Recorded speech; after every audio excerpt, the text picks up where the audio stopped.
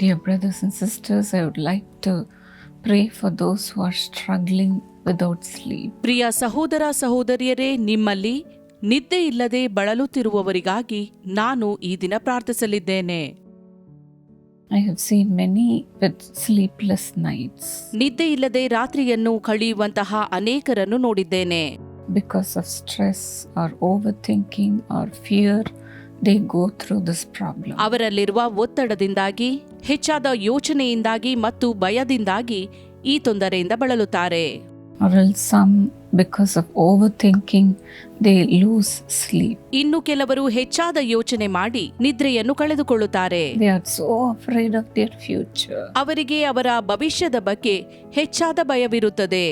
But the Bible says in Psalm 127 and 2, ಆದರೆ ಸತ್ಯವೇದವು ಕೀರ್ತನೆಗಳು 127 2ನೇ ವಚನದಲ್ಲಿ ಹೀಗೆ ಹೇಳುತ್ತದೆ, He gives His beloved sleep. ಆತನು ತನ್ನ ಪ್ರಿಯರಿಗೆ ನಿದ್ರೆಯನ್ನು ಕೊಡುತ್ತಾನೆ. You are God's beloved. ನೀವು ದೇವರಿಗೆ ಪ್ರಿಯರಾದವರು. You are mine, says the Lord. ನೀವು ನನ್ನವರು ಎಂದು ದೇವರು ಹೇಳುತ್ತಾನೆ. So why should we carry our burdens and suffer like this? ಆದ್ದರಿಂದ ಯಾಕೆ ನಾವು ನಮ್ಮ ಭಾರವನ್ನು ಹೊತ್ತುಕೊಂಡು ಹೀಗೆ ಬಳಲಬೇಕು?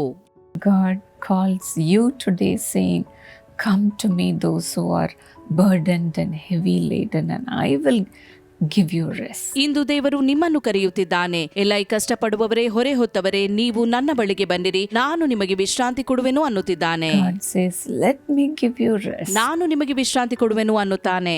Cast your burdens at the feet of Jesus. ಯೇಸುವಿನ ಪಾದದಲ್ಲಿ ನಿಮ್ಮೆಲ್ಲ ಭಾರವನ್ನು ಹಾಕಿರಿ. He cares for you. ಆತನು ನಿಮಗೋಸ್ಕರ ಚಿಂತಿಸುತ್ತಾನೆ.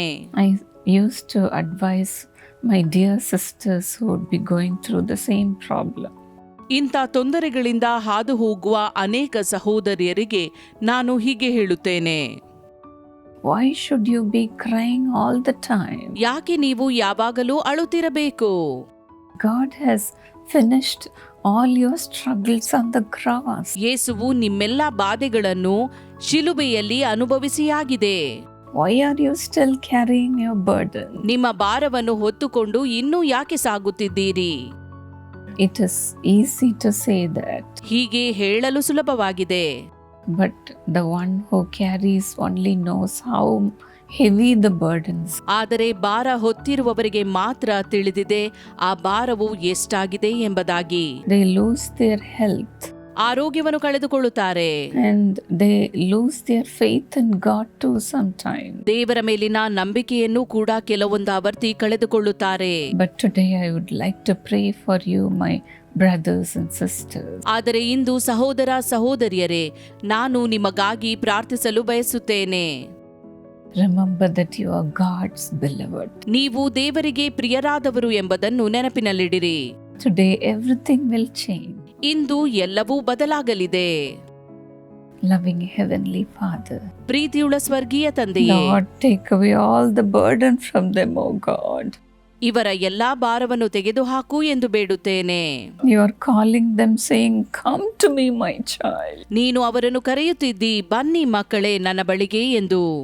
Let me carry your burden. ನಾನು ನಿಮ್ಮ ಭಾರವನ್ನು ಹೊರುವೆನು. Father, take it away from them, Lord. ತಂದೆಯೇ, ಇದನ್ನು ಅವರಿಂದ ತೆಗೆದುಹಾಕು. Master, today let everything change in their life. ಒಡೆಯನೇ, ಅವರ ಜೀವಿತದಲ್ಲಿ ಇಂದು ಎಲ್ಲವೂ ಬದಲಾಗಲಿ. Take away the sorrow out of them. ಅವರಿಂದ ದುಃಖವನ್ನು ಹೊರಗೆ ತೆಗೆ. Let the pain in their chest leave. ಅವರ ಎದೆಯಲ್ಲಿರುವ ನೋವು ಬಿಟ್ಟು ಹೋಗಲಿ. Blood pressure because of the burden, let them leave in Jesus' ಈ name. ಭಾರದಿಂದ ಬಾಧಿತರಾಗಿ ಬಂದಿರುವಂತಹ ಬ್ಲಡ್ ಪ್ರೆಷರ್ ಅವರನ್ನು ಬಿಟ್ಟು ಹೋಗಲಿ. Because of the problems in their lives, many are going through sickness in their bodies.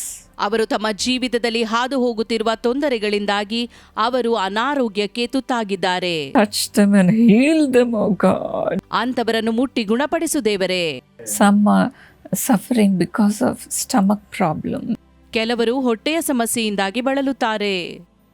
Touch and heal them, O God. ಅವರನ್ನು ಮುಟ್ಟಿ ಗುಣಪಡಿಸು ದೇವರೇ. Let the indigestions be healed. ಎಲ್ಲ ಅಜೀರ್ಣದ ಸ್ಥಿತಿಗಳು ಗುಣವಾಗಲಿ ಎಂದು ಬಿಡುತ್ತೇನೆ. Lord, let all the sleepless nights change from today. ದೇವರೇ, ನಿದ್ರೆ ಇಲ್ಲದ ರಾತ್ರಿಗಳು ಇಂದಿನಿಂದ ಬದಲಾಗಲಿ. Let them sleep in the nights like a baby from today on. ಇಂದಿನಿಂದ ಅವರು ಮಗುವಿನಂತೆ ನಿದ್ರಿಸಲಿ ದೇವರೇ. Touch and heal them, Lord. ಅವರನ್ನು ಮುಟ್ಟಿ ಗುಣಪಡಿಸು. Them not use any instrument for them to sleep. ನಿದ್ರೆ ಬರುವುದಕ್ಕಾಗಿ ಅವರು ಯಾವುದೇ ಉಪಕರಣಗಳನ್ನು ಬಳಸದಿರಲಿ. Heal them, Lord. ಅವರನ್ನು ಗುಣಪಡಿಸು ದೇವರೇ. Blood pressure come to normal. ರಕ್ತದೊತ್ತಡವು ಸಹಜ ಸ್ಥಿತಿಗೆ ಬರಲಿ. Let them have normal breathing. ಅವರು ಸಹಜವಾಗಿ ಉಸಿರಾಡಲಿ. Let their heart function normally. ಅವರ ಹೃದಯವು ಸಹಜವಾಗಿ ಕೆಲಸ ಮಾಡಲಿ. Be healed in Jesus' name. ಯೇಸುವಿನ ನಾಮದಲ್ಲಿ ಇವರೆಲ್ಲರೂ ಗುಣವಾಗಲಿ. Touch and heal them, Lord. ಇವರನ್ನು ಮುಟ್ಟಿ ಗುಣಪಡಿಸು ದೇವರೇ.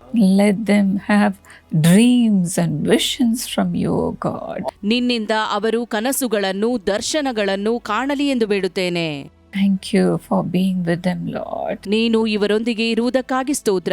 Touching them and healing them. ಇವರನ್ನು ಮುಟ್ಟಿ ಗುಣಪಡಿಸುವುದಕ್ಕಾಗಿ In Jesus' name. ಯೇಸುವಿನ ನಾಮದಲ್ಲಿ ಆಮೇನ್. God bless you, dear friend. ದೇವರು ನಿಮ್ಮನ್ನು ಆಶೀರ್ವದಿಸಲಿ ಸ್ನೇಹಿತರೆ.